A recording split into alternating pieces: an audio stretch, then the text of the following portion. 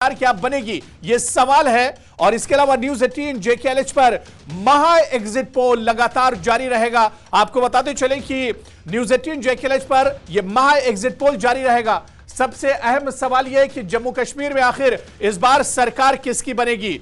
10 साल के लंबे इंतजार के बाद जम्मू कश्मीर में कौन किस पर पड़ेगा भारी, यह सबसे बड़ा सवाल। इसी तरह से हरियाणा में किसकी बनेगी सरकार, हरियाणा में तस्वीर क्या कुछ होगी, हरियाणा में तीसरी बार बीजेपी की सरकार क्या बनेगी। न्यूज 18 जेकेएलएच पर महा एग्जिट पोल लगातार जारी रहेगा। जम्मू कश्मीर में क्या कुछ तस्वीर होगी, जम्मू कश्मीर में सरकार किसकी बनने जा रही है।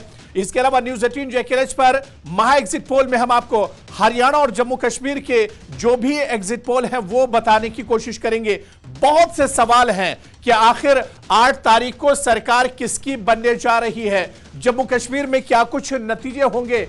8 अक्टूबर को जब ईवीएम अपना सही नतीजा बताना शुरू करेंगी, लेकिन उससे पहले इशारे क्या कुछ होंगे, उससे पहले एग्जिट पोल क्या कुछ बता रहा है। और आज के एग्जिट पोल न्यूज 18 जो आपको देगा कुछ उसी तरह की तस्वीर 8 अक्टूबर की होगी। यानी 8 अक्टूबर के नतीजों से पहले एक सटीक जो एग्जिट पोल है वो न्यूज 18 आप तक पहुंचाएगा। चाहे हरियाणा की हम बात करें या जम्मू कश्मीर की बात करें, जम्मू कश्मीर में भी कुल 90 सीटें हैं और 90 की 90 सीटों का एग्जिट पोल थोड़ी देर में हम आप तक पहुंचाएंगे। और इसके अलावा हरियाणा की 90 सीटें जहां पर आज एक फेज में पोलिंग मुकम्मल हो चुकी है, हरियाणा की 90 सीटों पर एग्जिट पोल हम आप तक पहुंचाएंगे। और बड़ा सवाल यही कि क्या हरियाणा में तीसरी बार बीजेपी सरकार बन रही है, जिस तरह से बीजेपी बार बार दावा कर रही है, या फिर हरियाणा में तस्वीर बदल रही है। ये एग्जिट पोल भी, ये इशारा भी अब से कुछ देर में हम आपको बताएंगे। और जो सही तस्वीर है, जो महा एग्जिट पोल के जरिए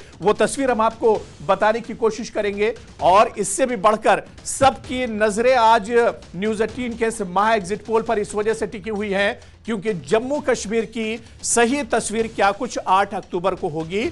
8 अक्टूबर से पहले आज हम आपको इस एग्जिट पोल के जरिए बहुत कुछ बताने जा रहे हैं कि उमर अब्दुल्ला की किस्मत में क्या कुछ लिखा है, महबूबा मुफ्ती के लिए क्या कुछ खास होने वाला है, बीजेपी का कमल क्या वाकई में कश्मीर में खिलने जा रहा है, कांग्रेस क्या किस तरह का कमाल इस बार करेगी जम्मू कश्मीर में, ये बहुत अहम सवाल है। और इन्हीं तमाम सवालों पर जम्मू कश्मीर की 90 सीटों पर हम आपको एग्जिट पोल दिखाएंगे क्योंकि 10 साल के लंबे इंतजार के बाद जम्मू कश्मीर में असेंबली का चुनाव हुआ है। एक लंबा इंतजार करना पड़ा जम्मू कश्मीर के लोगों को, लेकिन आखिरकार जम्मू कश्मीर में असेंबली के चुनाव हुए हैं और 90 सीटों पर हुए हैं। और सबसे अहम बात जो जम्मू कश्मीर के चुनाव में पूरी तरह से देखने को मिली वो यही थी कि लोगों में उत्साह काफी ज्यादा था, लोगों में जोश व खरोश काफी ज्यादा था। और फिलहाल हरियाणा की तस्वीर आपके टीवी स्क्रीन पर महा एग्जिट पोल में हरियाणा की 90 सीटों पर का भी हम ऑपरेशन एक तरह से करेंगे, इसका भी एग्जिट पोल आपको हम बताएंगे कि आखिर 90 सीटों से क्या कुछ इशारा मिल रहा है। तो दूसरी तरफ जम्मू कश्मीर का महा एग्जिट पोल, 90 सीटों का महा एग्जिट पोल, इसके बारे में भी हम आपको बताएंगे कि जम्मू कश्मीर में इन 90 सीटों पर क्या कुछ इशारा मिल रहा है। चाहे हम जम्मू रीजन की बात करें या कश्मीर वैली की बात करें, कश्मीर से लेकर जम्मू तक तमाम की तमाम 90 सीटों पर।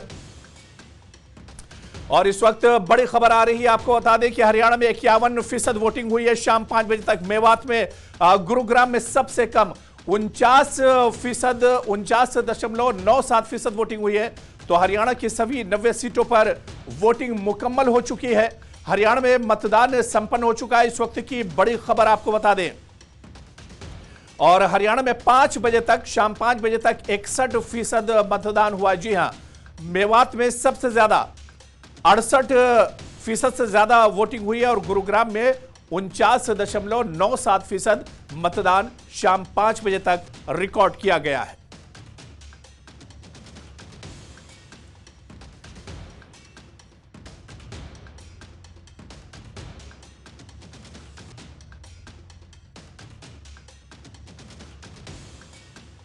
परसेंटेज है वो सामने आ चुकी है। 68.82% जो है हरियाणा की 5 बजे तक की पोलिंग परसेंटेज सामने आई हुई है। और अब से कुछ देर में ही आपको हरियाणा की 90 सीटों पर भी महा एग्जिट पोल बताएंगे और जम्मू कश्मीर की 90 सीटों पर भी आपको महा एग्जिट पोल बताएंगे, यानी कि जम्मू कश्मीर में किसने बाजी मार ली।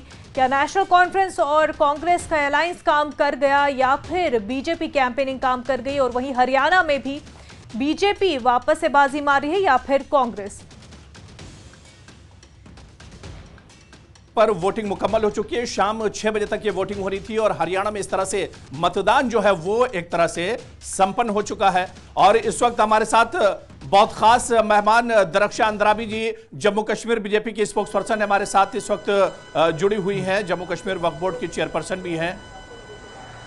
और हमारे साथ एक और खास मेहमान इस वक्त टीवी स्क्रीन पर देख रहे हैं, मुनज़्ज़ा जी हुरैरा हमारे साथ एक और खास मेहमान फॉर्मर मिनिस्टर और जनरल सेक्रेटरी डीपीएपी अब्दुल मजीद वानी साहब भी जुड़ चुके हैं। दोनों मेहमानों का हम खैर मकदम करते हैं। सबसे पहले दरक्षा साहिबा, आपके पास आना चाहूंगी। जिस तरह से चुनाव हुए, जाहिर सी बात है खुशी है लोगों में भी, कितने लंबे अरसे के बाद जो है चुनाव हुए हैं। आपका इस चुनाव के हवाले से खास तौर से क्या कहना है?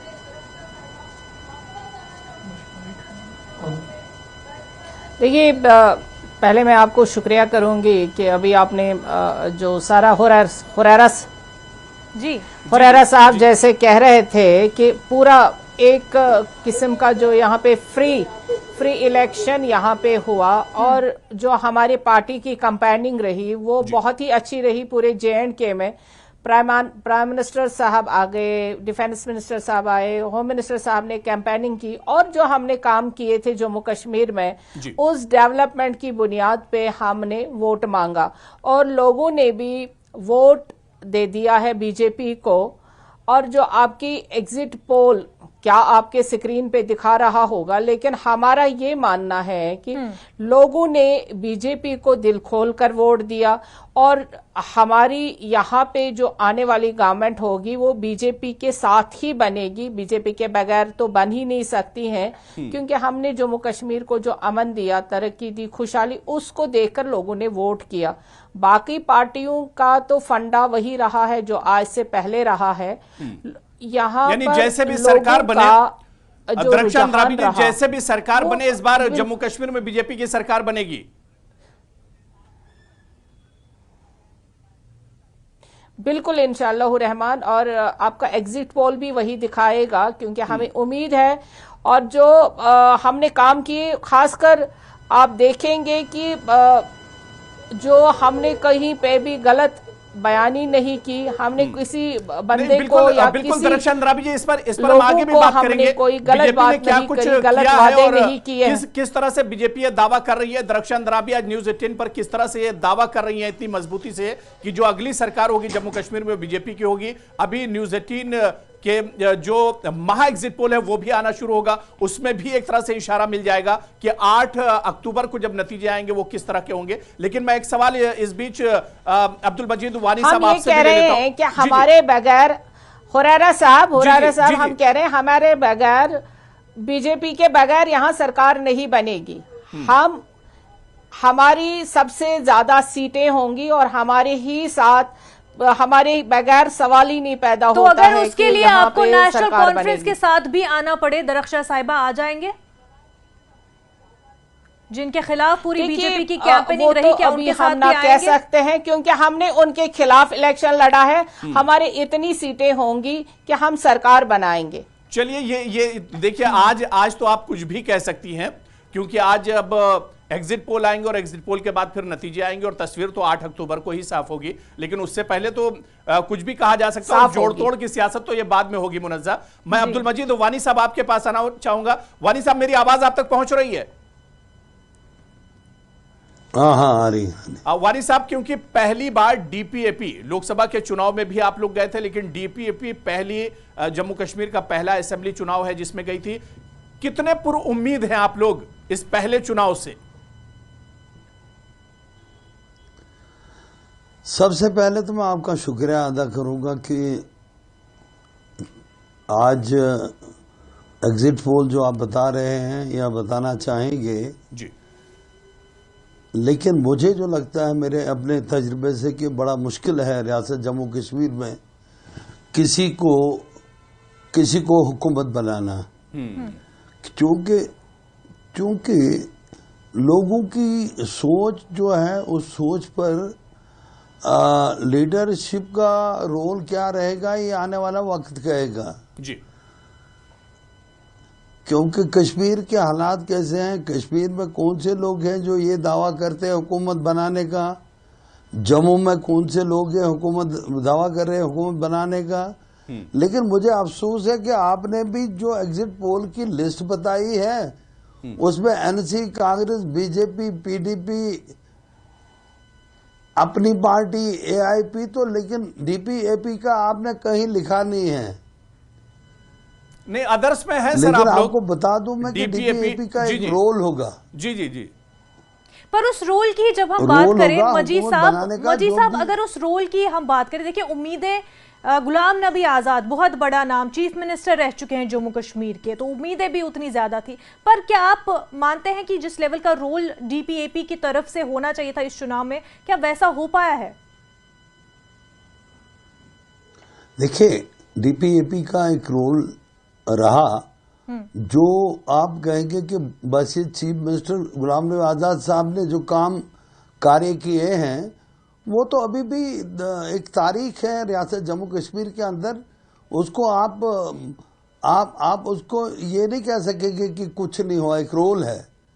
लेकिन आपको बता दूं मैं कि डीपीएपी गुलाम नबी आज़ाद साहब की पार्टी जो है, आप देखेंगे 8 तारीख के बाद की उनमें क्या एक वजूद जो डीपीएपी का है वो आपको सबूत करके देगा कि आने वाले वक्त में जो भी हुकूमत बनेगी उसमें डीपीएपी का एक बहुत बड़ा रोल होगा। यानी अब्दुल मजीद वानी साहब, आप किंग मेकर की बात कर रहे हैं कि गुलाम नबी आजाद आने वाली सरकार में किंग मेकर साबित होंगे? बेशक ये मैं अपना तजुर्बा है मेरा। नहीं तो यहाँ पर दरख्शान अंद्राबी जी कह रहे हैं कि बीजेपी की सरकार होगी, तो क्या बीजेपी सरकार के भी किंग मेकर गुलाम नबी आजाद होंगे? देखिए, इनका अपनी एक सोच है, इनका एक अपना कहना, ये भी एक जमात से वाबस्ता है जी। तो इन्होंने हमेशा अपने जमात की तो बात करनी है। लेकिन ये क्या है, रियासत जम्मू कश्मीर की अगर हम बात करेंगे तो इसकी आप खुल के नहीं बोल रहे हैं अब्दुल मजीद वानी साहब। सर आप खुल के नहीं बोल रहे हैं कि अगर बीजेपी की जरूरत पड़ेगी तो डीपीएपी जाएगी या नहीं जाएगी, गुलाम नबी आजाद साहब उस पर इत्तेफाक करेंगे नहीं करेंगे? देखिए, क्योंकि या तो बीजेपी के साथ डीपीएपी जाना चाहेगी या फिर ये कह रहे हैं कि नेशनल कॉन्फ्रेंस और कांग्रेस का अगर अलायंस है, क्योंकि वो तो अभी से पीडीपी को भी अपने हक में अपने साथ शामिल करने को तैयार है। हालांकि पहले ये बातें जरूर हुई थी कि डीपीएपी जब ना हो जाए कांग्रेस में, तो इस वक्त अगर किंग मेकर की सूरत में डीपीएपी आती है तो किसके साथ के आने की बात हो रही है? मुनज़्ज़ा, आपको भी बहुत अच्छे से याद होगा कि गुलाम नबी आजाद साहब की ये ख्वाहिश थी कि जो नई पार्टियां जम्मू कश्मीर में उभर कर आई हैं, चाहे अपनी पार्टी हो, चाहे सज्जाद गनी लोन की पार्टी हो या दूसरी और जो नई जो पार्टियां हैं, उन पार्टियों में एक अलायंस हो और वो पार्टियां मिलकर लड़े। हालांकि आखिर में वैसा नहीं हो पाया। जी अब्दुल मजीद वानी साहब, आप कुछ कह रहे थे सर। मैं आपको ये कहूंगा कि जहां तक ताल्लुक है, मैं सिर्फ एक बात कहूंगा कि तामीर और तरक्की जो रियासत के लिए है उसमें हम ये आज अगर कोई ऐसी बात करेंगे जिसका कोई, मुझे नहीं लगता कोई ऐसी बात करनी चाहिए, लेकिन जरूरत उन्हीं लोगों को पड़ती है जिन लोगों को जरूरत आने वाले वक्त में रियासत जम्मू कश्मीर के लोगों के लिए काम करेंगे। अगर हम कल को किसी के साथ भी जाएंगे, लेकिन हम अपने लोगों के साथ जाएंगे, हम लोगों की बात करेंगे, लेकिन रोल रहेगा, हमारा भी रहेगा। बाकी पार्टीज में क्या होगा ये भी वक्त आने पर बात। तो दरख्शा साहिबा, क्योंकि आप कह रही हैं कि बीजेपी के बिना जम्मू कश्मीर में सरकार नहीं बनेगी, देखिए राव माधव का कश्मीर में होना, और ये 2014 में भी हमने देखा है कि पॉसिबल अलायंसेस वो ढूंढते, चाहे इंडिपेंडेंट के तौर पर हो या फिर नई पार्टी या दीगर पार्टियों के तौर पर। डीपीएपी कह रही हम किंग मेकर की सूरत में आएंगे।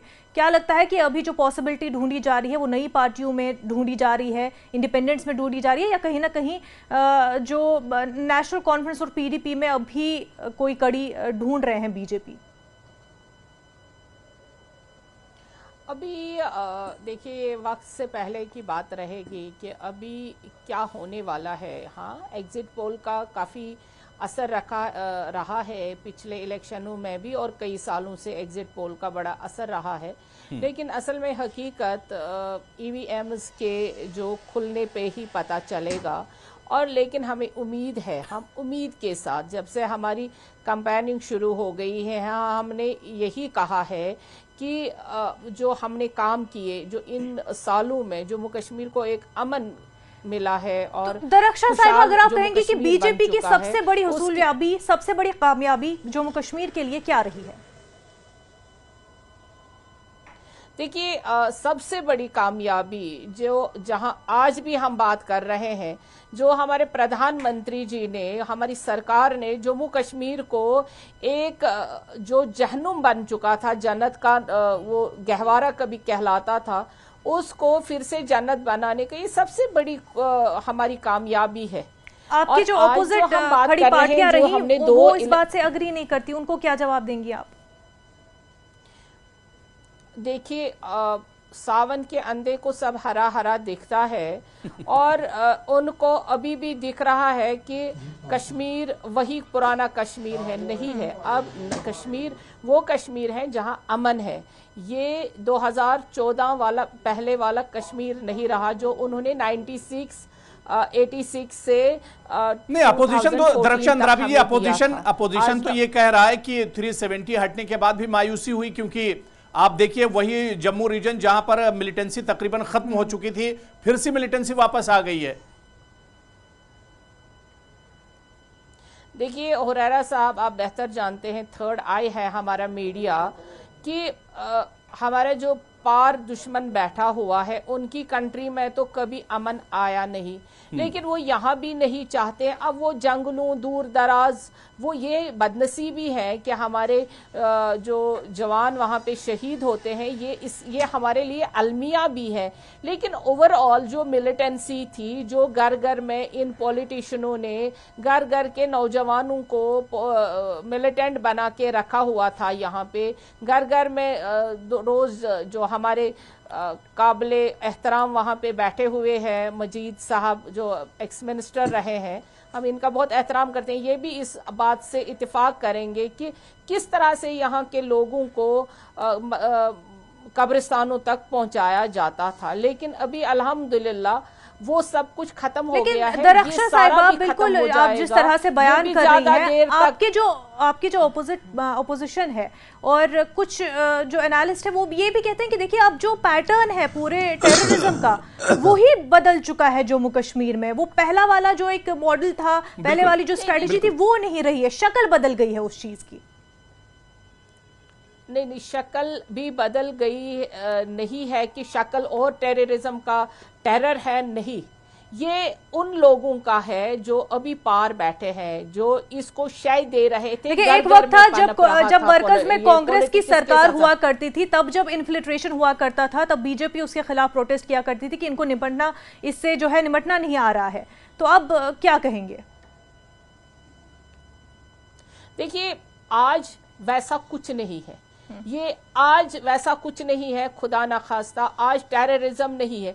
आज वो टेररिज्म है कि कहीं कहीं पे इक्का दुक्का वाक़ात हो रहे हैं, उससे मैं इनकार नहीं करूंगी। लेकिन देखिए दरक्षा अंद्राबी जी, जिसमें हमारे फौजी नौजवान शहीद हो रहे हैं। दरक्षा जी, अब मेरे ख्याल से इन तमाम मुद्दों पर तो चुनाव में हमने देखा कि कैंपेन में अपोजिशन बीजेपी पर सवाल उठाता था और बीजेपी अपोजिशन पर सवाल उठा रही थी, और इन्हीं मुद्दों के इर्द गिर्द 370 हो या फिर स्टेटहुड का मसला हो या डेवलपमेंट का मसला हो, इन्हीं तमाम मुद्दों के इर्द गिर्द ये पूरा चुनाव लड़ा गया और इस पर खूब हमले और जवाबी हमले भी हुए। लेकिन अब जो वक्त है वो नतीजों का वक्त है। एग्जिट पोल आएंगे, एग्जिट पोल में एक इशारा मिल जाएगा कि 8 तारीख को क्या कुछ हो रहा है। लेकिन मुझे लग रहा है कि अब नतीजे क्या कुछ होंगे ये अवाम ने एक तरह से तय कर दिया है। मैं अब्दुल मजीद वानी साहब आपके पास आना चाहूंगा। वानी साहब, क्या आप ये मानते हैं कि 370 के बाद जम्मू कश्मीर की सियासत में जो एक बड़ा बदलाव आया, कई सियासी पार्टियां वजूद में आई, चाहे अपनी पार्टी हो, चाहे डीपीएपी हो, चाहे दूसरी और पार्टियां हो,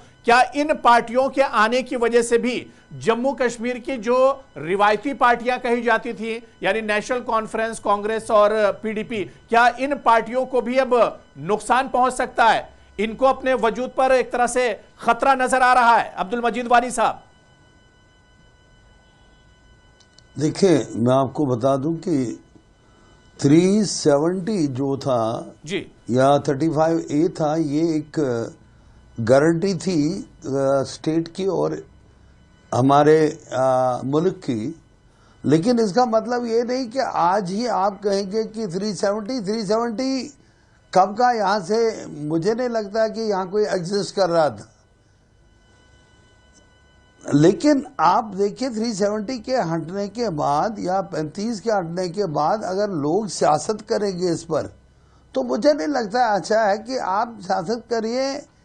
लोगों जो नौजवान बेरोजगार हैं, जो परसेंटेज में आज भी आपके पास रियासत जम्मू कश्मीर में इतनी बेकारी, इतनी बेरोजगारी है कि जवान जो है वो गलत रास्तों पे चले गए हैं। कल आप कहेंगे कि ये टेररिज्म की तरफ बढ़ गए, ये कहेंगे आप ड्रग्स की तरफ बढ़ गए। तो एक चीज है, जब बेकारी है, बेरोजगारी है, जवान गुमराह हो गए। और वानी साहब, मैं आपके पास आ रहा हूं। मेरे साथ कांग्रेस के सीनियर लीडर और senior vice president Ravinder Sharma साहब भी जुड़ चुके हैं। रविंदर शर्मा जी, मेरी आवाज आ रही है? जी आ रही है। आदाब रविंदर शर्मा जी, आदाब, बहुत स्वागत है आपका भी। अब से कुछ देर में न्यूज 18 के जो एग्जिट पोल है वो भी आना शुरू हो जाएंगे और 8 तारीख को रविंदर शर्मा जी जो तस्वीरें, जो नतीजे आने वाले हैं, जो एग्जैक्ट एक तरह से नतीजे होंगे, असली नतीजे होंगे, उससे पहले आज क्या कुछ तस्वीर 8 तारीख को है वो तस्वीर हम आप बताएंगे। क्योंकि रविंदर शर्मा जी, आप भी हमारे साथ इससे पहले डिबेट और चर्चाओं में जुड़ते रहे और इससे पहले भी हमारे जो एग्जिट पोल आए हैं वो बहुत सटीक रहे, नतीजों के इर्द गिर्द रहे। किस तरह से इस बार के चुनाव को आप देखते हैं? बड़ा बदलाव जम्मू कश्मीर के इस चुनाव में आप सबसे बड़ा बदलाव क्या देखते हैं 10 सालों के बाद जो चुनाव हुए हैं? देखिए, एक तो बड़ा बदलाव ये है कि कुछ थोड़ी सी डेमोक्रेसी की बहाली होगी। जीत जिसकी भी हो, हार जिसकी भी हो, लेकिन जमहूरियत थोड़ी सी 10 साल के बाद यहाँ नजर आएगी। हालांकि वो सरकार पंगु सरकार होगी, उसके पास कोई पावर नहीं होगी। जो चीफ मिनिस्टर एसपी डीसी को ट्रांसफर नहीं कर सकता, वो चीफ मिनिस्टर क्या होगा। लेकिन चुनाव से 1 महीना पहले जो पावर थी वो इन्होंने फिर भी छीन ली। लेकिन लोगों के लिए दिखाने के लिए है कि चुनाव हो गया। जब तक पावर रेस्टोर नहीं तो इसी चुनाव की तो आप लोग मांग कर रहे थे ना, स्टेटहुड। आप लोग इसी चुनाव की तो मांग कर रहे थे। स्टेटहुड की बात नहीं, हम तो मांग कर रहे थे कि स्टेटहुड दो, स्टेटहुड के अंदर चुनाव कराओ, जिसकी जीत होती है। अगर आप जीत जाते हैं तो आइए हुकूमत करिए।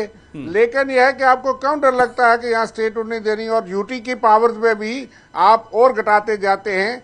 जैसे कल का उमर साहब का इल्जाम था कि हमको खबर है कि ये बिजनेस रूल में बदलाव करके और कमजोर करना चाहते हैं। तो घबराहट क्यों है बीजेपी को? लोगों को एम्पावर क्यों नहीं करना चाहते? क्यों नहीं स्टेट देना चाहते? यूटी की सरकार की देने का वादा जो है वो लगातार बना हुआ है। बीजेपी जो है, अभी तो पता नहीं कि कौन चुन के आएगा। का वादा बरकरार है। वो बोल रहे हैं कि हम जो है बिल्कुल तैयार है, पार्लियामेंट के थ्रू ही जो है वादा ही रहेगा, निभाना नहीं है। बिल्कुल निभाना है। दरक्षा साहिबा, इसी पर आपसे सवाल पूछूंगी। वो प्रॉपर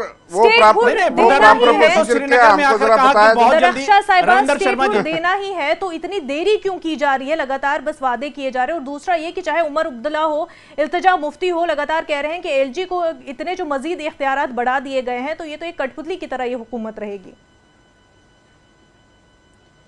बिल्कुल नहीं, क्योंकि यूटी में जो रूल्स एंड रेगुलेशंस होते हैं एक्ट के तहत वो बराबर हैं, और एलजी के जो अपने पावर्स हैं वो तो हमेशा रहते हैं। जैसे अगर कुछ पावर तो अभी चुनाव से ठीक पहले बढ़ाए गए हैं, कुछ पावर तो गवर्नर साहब को चुनाव से ठीक पहले दिए गए हैं, पहले दिए गए हैं। नहीं, पहले से ही है। जो एक यूटी में पावर होने चाहिए वो एलजी के पास है ही है, उसमें तो दो राय नहीं है। बट रही स्टेटहुड की बात, वो तो पहले ही दिन जब 370 हटाया गया था, उसी वक्त कहा गया था होम मिनिस्टर साहब के यहाँ से कि पार्लियामेंट में तब से भी 5 साल मैम गुजर चुके हैं। अगर हम नहीं, अगर यहाँ पे हालात अभी जो हम बात कर रहे हैं, ये हालात जो बदल चुके हैं जम्मू कश्मीर के, जो आज खुशी का माहौल है और फेस्टिवल की तरह एक इलेक्शन को लिया गया, ये बिकॉज ऑफ दैट ही हो गया, अदरवाइज तो पॉसिबल ही नहीं था। आप कह रही हैं कि अगर स्टेटहुड दिया गया होता तो ये मुमकिन ना होता कि हालात बेहतर होते, ये मुमकिन ना होता कि चुनाव नहीं, ऐसा नहीं। हमने ये नहीं बोला कि स्टेटहुड, हमने कहा कि अगर यहाँ पे वैसे हालात होते जो 370 वाले थे, नहीं वो देंगे जो ही हमारा यहाँ पे सारा ठीक होगा, स्टेटहुड मिलेगा। नहीं, स्टेटहुड तो दरक्षा जी भी चाहती हैं कि स्टेट मिले। क्यों नहीं मिला? दरक्षा जी आप भी चाहती हैं कि यूटी में रहें या स्टेट में रहें, आप क्या चाहती हैं? देखिए, जो हमारे प्राइम मिनिस्टर साहब ने कहा है कि यहाँ पे स्टेट वापस आएगा, तो दैट मीन्स कि स्टेट वापस आएगा। रविंद्र शर्मा जी, चाहे वो वादा तो देखिए बार बार किया जा रहा है। प्रधानमंत्री जी श्रीनगर में आकर उन्होंने वादा किया, पार्लियामेंट में अमित शाह जी ने कहा कि स्टेटहुड वापस दिया जाएगा, लेकिन कब दिया जाएगा ये तो दरक्षा जी ही बता सकती हैं। जी रविंद्र शर्मा जी। नहीं, उनको भी पता नहीं है, ये सिर्फ दो आदमी जानते हैं इस देश कहा है वो पूरा होगा, ये तीसरे किसी को पता नहीं है। लेकर यह है कि सुप्रीम कोर्ट में भी कहा जाता है और सुप्रीम कोर्ट ने भी कहा कि सून स्टेट देंगे। इन्होंने वादा दिया कि इस पे आप फैसला मत दो। सुप्रीम कोर्ट ने इस बात पे फैसला नहीं दिया कि स्टेट तोड़ना जायज था, नहीं था, क्योंकि गवर्नमेंट ने मान लिया कि हम स्टेट देने वाले हैं। तब से भी 1 साल होने लगा है। ये तो सुप्रीम कोर्ट के आदेश के मुताबिक चुनाव करवाना पड़ा इनको, नहीं तो चुनाव कराना भी ये आसान समझते हैं कि जम्मू कश्मीर में चुनाव करवाना भी ये कहते हैं कि हमने बहुत बड़ी एहसान किया है जम्मू कश्मीर के लोगों पे। स्टेट आपने 5 साल पहले कहा था पार्लियामेंट में, सुप्रीम कोर्ट ने कहा, लाल चौक में भी कहेंगे, लाल किले से भी कहेंगे, देंगे नहीं। और ये क्या शर्त थी कि हम जीत जाएं तो स्टेट देंगे? आप चाहते हैं कि ये दे नहीं सकते, हम ही दे सकते हैं, तो इसलिए हमें वोट दो। समझ नहीं आती। नहीं, लेकिन और फिर भी कई लोग जो है वो ताली बजाते हैं। रविंद्र शर्मा जी, ये जो कांग्रेस की तरफ से